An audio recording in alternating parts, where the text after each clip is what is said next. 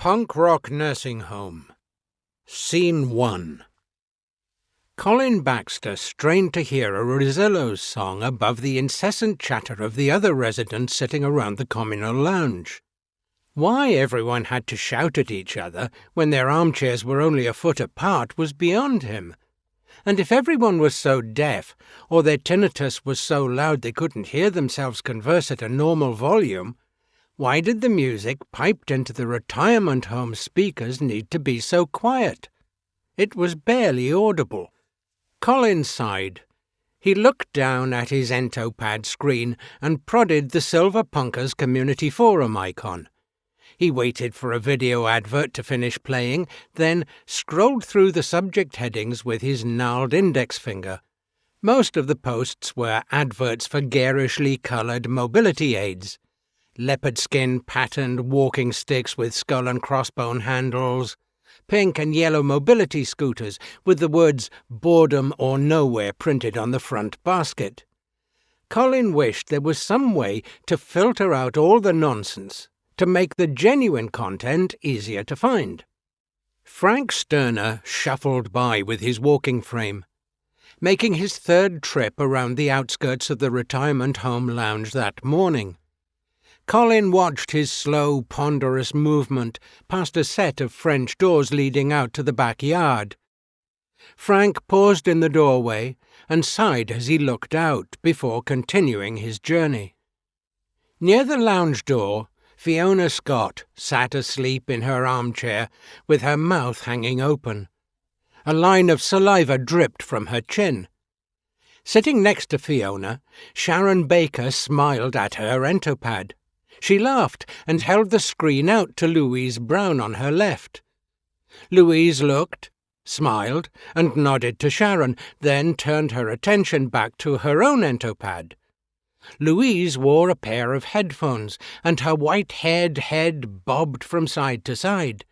Her lips formed a string of obscenities as she sang along to whatever it was she was listening to. Colin wished he had thought to bring his own headphones into the lounge, then he could listen to his own choice of music at whatever volume he liked. But he had left them behind in the dormitory when he got up that morning, and couldn't be bothered going to fetch them. Besides, his bad knee was giving him jip again, and he didn't want to put any unnecessary weight on it if he could avoid it. Colin looked at Greg Lomax, sitting on his right. Greg stared into space. The left side of his face drooped and immobile. The old man hummed tunelessly along to the Rosillo's song, pausing every now and again to take a wheezing breath. "Oi, Greg," Colin said. "Have you got your headphones on you?" Greg stopped humming and looked at Colin.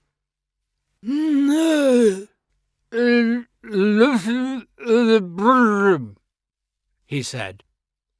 Colin leaned forward so he could catch the attention of Tony Harris, who sat in the next armchair along from Greg. "Oi, Tony, have you got your headphones on you?" Tony shook his head. "Sorry." His voice sounded muffled beneath an oxygen mask strapped over his mouth and nose. "No worries," Colin said. He turned to his left, where Dave Turner sat peering at his Entopad screen through thick jam-jar-bottom spectacles. Dave's hearing aid whistled like the feedback of an electric guitar in harmony with Greg's humming. Colin decided not to bother asking Dave if he could borrow his hearing aid. It would just make everything worse. Once he finished looking through the new posts on Silver Punkers, he would just hold the Entopad speaker against his ear and listen to it that way. "Fucking smart," Dave said to himself. "What's that, mate?" Colin asked, without looking up. Dave held his Entopad out in one shaking hand. Colin glanced at it and smiled. A young child on the screen swayed on the bottom rung of a climbing frame surrounded by soft foam mattresses. The child's face was obscured by a full-face safety helmet with chin guard, and Colin couldn't tell from the thick padded clothes it wore whether it was a boy or a girl. Nearby, a young woman in her mid-20s hovered, with her hands outstretched, to catch the child should it fall from the climbing frame.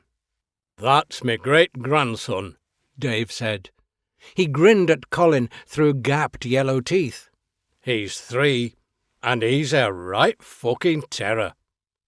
Colin nodded and smiled back. "Yeah, he looks it." Dave prodded the young woman on the screen, and the video zoomed in on her anxious face. "That's me grandson's missus. Not done too bad for himself, has he?" "Yeah, I guess." "Shame they're always so fucking busy. I wouldn't mind meeting them one day." Colin combed his fingers through strands of white hair on the left side of his otherwise bald, liver-spotted head. He nodded and looked back at the screen of his own Entopad. "Yeah, that's the way it goes, though, isn't it? My grandkids are no different. I used to look after my granny when I was their age. Back in the day, that is. She's long gone now. Different times back then. People still looked out for each other. Good time to be young, too." "Fuck yeah," Dave said. "The best. I wouldn't want to swap it for what the youngsters have got now." Colin smiled. "Yeah, their music's shite for one thing.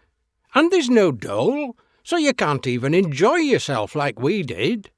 You have to go out and work for a living. Otherwise they force you to work for your food stamps." Dave nodded. "Yeah, good times."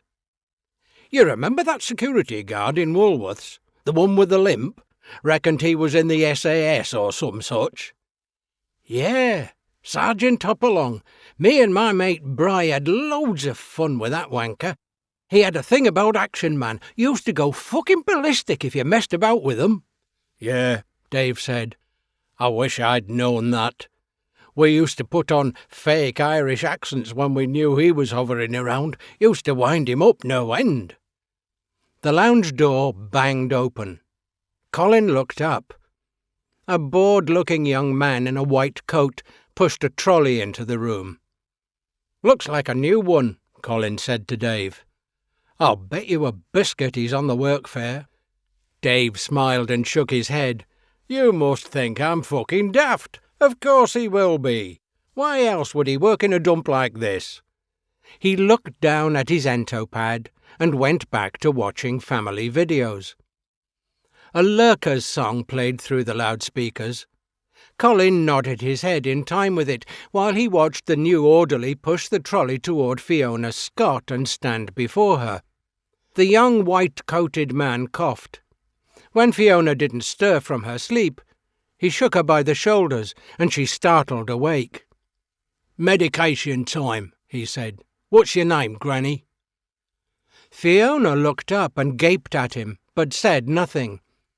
"That's Fiona Scott," Colin called out. "She doesn't really say much." The man looked at Colin and grunted. He rifled through paper medicine bags on the trolley and picked one out.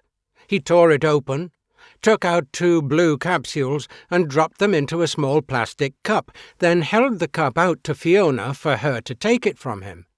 Fiona's mouth dropped open like a baby bird waiting to be fed. He tipped the capsules into her mouth, pushed them to the back of her throat with his fingers, closed her mouth, then forced her head back until she swallowed them. Colin looked down at his Entopad and swiped his finger up the screen to scroll through message headings on the Silver Punkers Community Forum. Hidden among the adverts was a post with the heading, "Thatcher Day 30, that caught his interest, so he prodded it. Despite only being posted an hour ago, it already had over 200 replies. Thatcher Day celebrations, 8th of April 2043. Post your memories of that fucking evil bitch here. Never forget, never forgive." Colin checked the day's date on his Entopad clock. He smiled when he saw how close it was to the best day of the year. "Thatcher Day again soon, Dave," he said. Dave looked at Colin. His eyes widened. "What? Already? Fuck me, that's come round again quick, hasn't it? It only seems like a few months since the last one." Yeah, time's spinning by these days. It's the 30th anniversary this year. We should do something special to mark the occasion. Like what? Colin shrugged. Dunno, I thought maybe you might have some ideas. Dave scratched his head and frowned. A cloud of dandruff settled on the shoulders of his dressing gown. None at all, mate. We could give Thatcher a good kicking. Colin shook his head. No, we do that every year. We'll do that as well, of course, but I was thinking something really special, something we haven't done before. What about burning her at the stake, like they did in Goldthorpe that first year? Remember that? Fucking great that was. Colin smiled. Yeah. Ding dong, the witch is dead. Oh, we had a massive party at our council estate when the news first broke. Even the little kiddies joined in. It were fucking magic. Maggie, Maggie, Maggie! Dead, dead, dead, Dave replied with a smile. We're not going to burn Thatcher, though. What would we do next year without her? She's the star of the party, for fuck's sake. And it would cost a fortune to replace her. Besides, the Gestapo would never let us light a fire, would he? Yeah, good point. I never thought of that. The young orderly pushed the medication trolley across the lounge and stood before Greg Lomax. What's your name, Grandad? Greg looked up and spoke slowly, with deliberation. Only the right side of his mouth moved. The left drooped down in a frown. The orderly frowned. You what? He raised his voice as if addressing a naughty child. I said, what's your name, Grandad? What's your name? Do you understand me?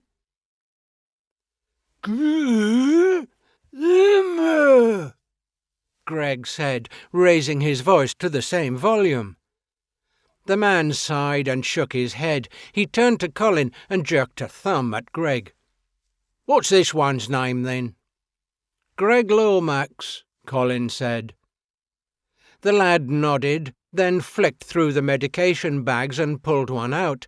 He tore it open and tipped 2 white pills and 2 blue capsules into the palm of his hand, then pushed Greg's head back, prized his mouth open and dropped all 4 onto his tongue. Greg spat them out into his right hand as soon as he was released. Myself, you can't, Greg said. Need some water. The new orderly peered at Colin for a translation. Colin smiled. He says he can do it himself, but he needs some water. Right. OK. He picked up a water jug from the trolley and filled a small red plastic beaker. Here you go. Some water for you. Off, you cunt, and not stupid, Greg said. He pulled a hard plastic straw from his pyjama shirt pocket and popped it in the side of his mouth. He took the beaker and raised it to the straw, sucked up a mouthful of water and glared up at the orderly. He swallowed the 4 pills, one at a time, while the man stared down at him. The man grunted, then took the beaker from Greg. He returned it to the trolley and turned to Colin. So, which one are you, then? Colin Baxter. He found Colin's medication and handed him 2 blue capsules in a small plastic cup. Colin took them and rolled them around the cup's base. You going to take those yourself, or do you need some help with them? The man asked, folding his arms. I'll need some water, Colin said. "My throat's dry." The orderly grunted and passed him the beaker of water Greg Lomax had used. "You're new, eh?" Colin asked. "Yeah, started today." "Work fair placement?" He shrugged. "Yeah, so? What's it to you?" Colin glanced at Dave and smiled. He turned back to the young man. "Just wondering." "Yeah, well, just take your medication and don't give me any shit, Grandad." Colin held the man's stare while he tipped the 2 blue capsules into his mouth. He didn't know what they were for. The only regular medication he had ever taken before moving into the retirement home was for hay fever, and he only needed that in the summer.